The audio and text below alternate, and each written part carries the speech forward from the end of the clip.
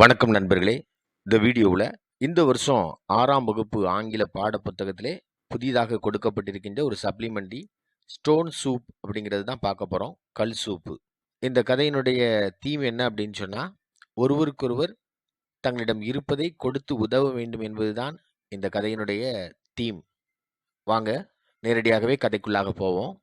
ஒரு நாள் ஒரு பயணி ஒரு கிராமத்துக்கு வாரார். அவர் ரொம்ப பயணத்தால் களைப்படைந்தும் பசியோடு இருக்கார். ஆனா, அந்த கிராமம் ஒண்ணும் நல்ல செழிப்பா தெரியல. இருளடைஞ்சு போய் இருக்கு. தெருக்கள்ல யாருமே இல்ல. அது ஒரு மகிழ்ச்சியற்ற இடமாகத்தான் தென்பட்டது. பயணி பசியினாலே முதல் வீட்ல நின்னு கதவ தட்டுறார். ஒரு பெண் கதவ திறக்காங்க. "நீங்க யாரு?" அந்த பெண் அந்த பயணியிடம் கேட்டாள். "நான் களைப்பு மிக்க பசியுள்ள ஒரு பயணி" என்று இவர் கூறினார். "தயவு செய்து எனக்கு சாப்பிட ஏதாவது கிடைக்குமா?" "இங்க உணவு ஏதும் இல்ல" அப்படின்னு அந்த அம்மா சொன்னாங்க. கொடுப்பதற்கு அதிகப்படியான உணவு தரும் யாரையும் இங்க நீங்க பார்க்க முடியாது. யார்கிட்டயுமே சாப்பாடு கிடையாது. நாங்கள் அனைவரும் ஏழைகளாகவும், பசி உள்ளவர்களாகவும் தான் இருக்கோம். அந்த பெண் சொல்லிட்டு கதவ டம்முன்னு அடிச்சு மூடிட்டாங்க. ஆனா, அந்த பயணி ஒரு திட்டம் வச்சிருந்தார். தரையில உட்கார்ந்து ஒரு பெரிய உருண்ட கல்ல எடுத்துக்கொண்டார். மறுபடியும் அந்த வீட்டு கதவ தட்டுறார். அந்த பெண் மீண்டும் கதவின் அருகே வந்து நின்றாள். அறைக்கதவை மட்டும் திறந்து, "ம், ஆம், என்ன?" என்று கேட்டாள். "நீங்க என்னுடன் கொஞ்சம் சாப்பிட விரும்புவீர்களா? இந்த கல் மிக நல்ல சூப்பை செய்யும்" அப்படின்னு சொன்னார். "கல் சூப்பா?" அந்த பெண் சிரித்தாள். "நீங்க ஒரு கல்லுல இருந்துலாம் சூப்பு செய்ய முடியாது." ஆனா பயணி விடல. "இதுக்கு முன்னாடி நான் இந்த கல்ல இருந்து சூப்பு செஞ்சிருக்கேன். அது ரொம்ப சூப்பரா சுவையோடு இருக்கும்" அப்படின்னாரு பயணி. அந்த பெண் இது போன்றதை எப்பொழுதும் பார்த்ததோ, கேட்டதோ இல்லை. ஆனா அவளும் பசியுள்ளவளாக இருந்தாள்.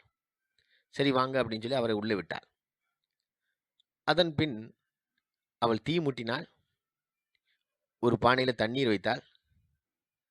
பயணி அந்த பானை தண்ணீருக்குள் கல்லை வைத்தார்.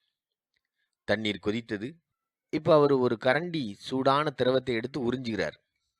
"ஆ, அநேகமா தயாராயிற்று. ஆனா கொஞ்சம் உப்பும், வெண்ணெயும் இருந்தா சூப்பு இன்னும் ருசியா இருக்கும்" அப்படின்னார். அந்த பெண் அலமாரிக்கு போய் உப்பு மற்றும் வெண்ணெயுடன் வந்தாள். பயணியும் அவற்றை பானையில போடுறாரு.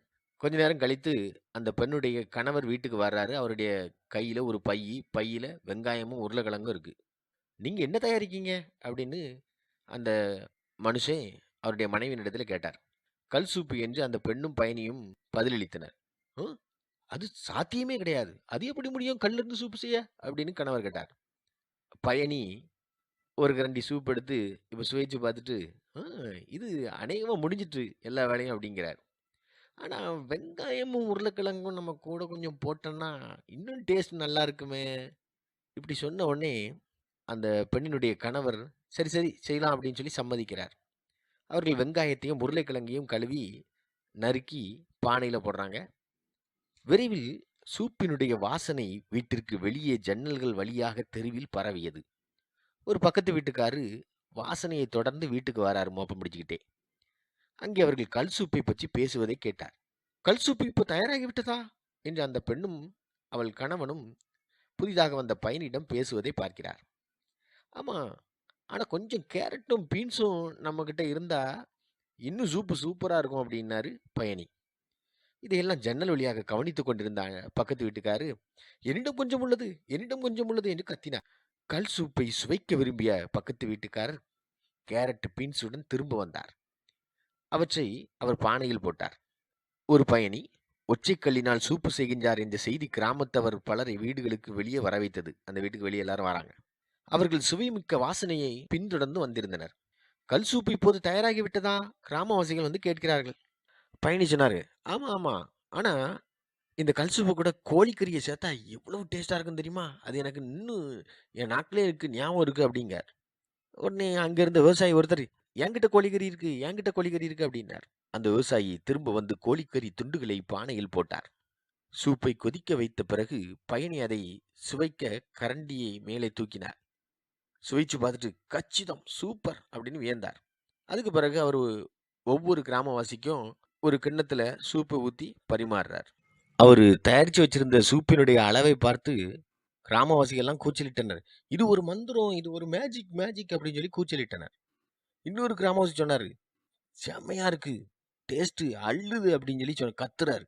அப்போ அவங்க ஒருத்தருக்கு ஒருத்தர் பேசிக்கிடுறாங்க. நம்மளும் இதே போல சூப்பு செய்யணும்னா, இப்படிப்பட்ட ஒரு மந்திர கல்ல எங்கிருந்து பெற முடியும்? ஒரே ஒரு கல் இருந்து அதையும் அவர் பயன்படுத்திட்டாரு. இப்ப அந்த கல்லு இல்ல அப்படின்னு சொல்லிட்டு அவங்க ஒருத்தருக்கு ஒருத்தர் பேசுறாங்க. தலையை அசைத்த பயணி அந்த பானையிலிருந்து உள்ள போட்ட கல்ல வெளியே எடுக்கிறார். அந்த கல்லு இன்னும் கரையாம அப்படியே முழுசா இருக்கு. அந்த சுவைமிக்க இவ்வளவு அதிகமான சூப்பு கல்லுல இருந்து வரல. அது எல்லாமே தாங்கள் கொண்டு வந்த பொருட்களில் இருந்து தான் வந்தது அப்படிங்கிறத கிராமத்தவர் உணர்ந்து கொண்டனர். இப்ப அவங்களுக்கு எல்லாம் புரிஞ்சு போச்சு. அவர்ட்ட ஒண்ணுமே இல்லாம, அந்த கல்ல மட்டும் வச்சு, நம்மகிட்ட இருக்க பொருட்களை எல்லாம் சேர்த்து தான் இவர் இந்த சூப்பே உண்டாக்கியிருக்காரு அப்படின்னு அந்த கிராமத்தவர் உணர்ந்து கொண்டார்கள். அந்த பயணியும் மீதி இருந்த சூப்பை குடித்து தம்முடைய பயணத்தை தொடர்ந்தார். இறுதியில் அந்த நாள் முதல் அந்த கிராமத்தினர் உணர்ந்து கொண்டார்கள். நம்மிடம் உள்ளதை மற்றவர்களுடன் பகிர்ந்து கொள்ள வேண்டும் என்பதை. அந்த கிராமம் மகிழ்ச்சி மிக்க இடமாயிற்று. இப்படியாக இந்த கதை முடிகிறது. பயணி அவர்ட்ட ஒண்ணுமே கிடையாது. அவர் ஒரு ஐடியா பண்ணி கீழ கிடந்த கல்ல எடுத்து, அந்த கல்லு மூலமா சூப்பு தயாரிக்க முடியும் அப்படின்னு சொல்லி ஆரம்பிக்கிறாரு. அடுத்தடுத்து அந்த வீட்டவரும், அதை சுற்றி இருந்தவர்களும் தங்களிடம் இருந்த பொருட்களை கொண்டு வந்து கொடுக்கின்றார்கள். சூப்பு உருவாகின்றது. கடைசியில் அந்த பயணி உணர்த்துகின்றார். உங்களிடம் இருக்கின்ற பொருட்களை ஒருவருக்கொருவர் நீங்கள் பகிர்ந்து கொண்டால், இந்த இடம் மகிழ்ச்சிகரமான இடமாக மாறும் என்று அந்த மக்களுக்கு பாடம் புகட்டினார். நன்றி.